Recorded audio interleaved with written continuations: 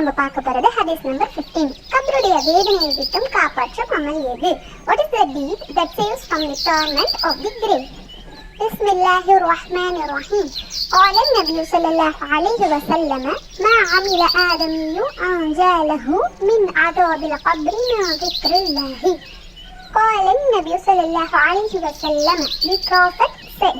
நபிகள் நாயகம் ஸல்லல்லாஹு அலைஹி வஸல்லம் அவர்கள் கூறினார்கள், மா இல்லை, never does, அமில did, அமல், ஆதமியு son of ஆதம், ஆதமின் மகன், அன்ஜலஹு save him அவனை காப்பாற்றும், மின் அஸாபில் கப்ர் அல்லாஹ்ஸ் பனிஷ்மெண்ட் கப்ருடைய வேதனையை விட்டும், மின் ذிக்ரில்லாஹி அல்லாஹ்வின் திக்ர் remembering of Allah.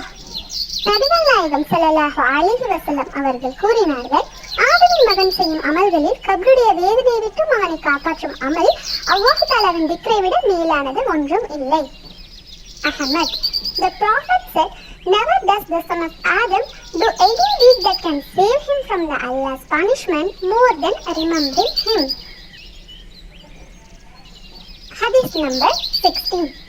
உயிர் இருந்தும் இறந்தவன் யார்? Who is dead and alive? قال النبي صلى الله عليه وسلم مثل الذي يذكر ربه والذي لا يذكر ربه مثل الحي والميت. Bukhari Muslim. மசலு example உதாரணம், அல்லதி ஒன் ஹூ அத்தகையவன், யஸ்குரு ரப்பஹு திக்ர் செய்பவன், remember his Lord, வல்லதி one who அத்தகையவன், law யஸ்குரு ரப்பஹு does not remember him திக்ர் செய்யாதவன், அல் ஹய்யு உயிருள்ளவன் living person, வல் மையித்தி இறந்தவன் dead person. நபிகள் நாயகம் ஸல்லல்லாஹு அலைஹி வஸல்லம் அவர்கள் கூறினார்கள், திக்ர் செய்தவனுக்கும் திக்ர் செய்யாதவனுக்கும் உதாரணம், திக்ர் செய்பவன் உயிருள்ளவன் போன்றும் திக்ர் செய்யாதவன் இறந்தவன் போன்றும் ஆவான்.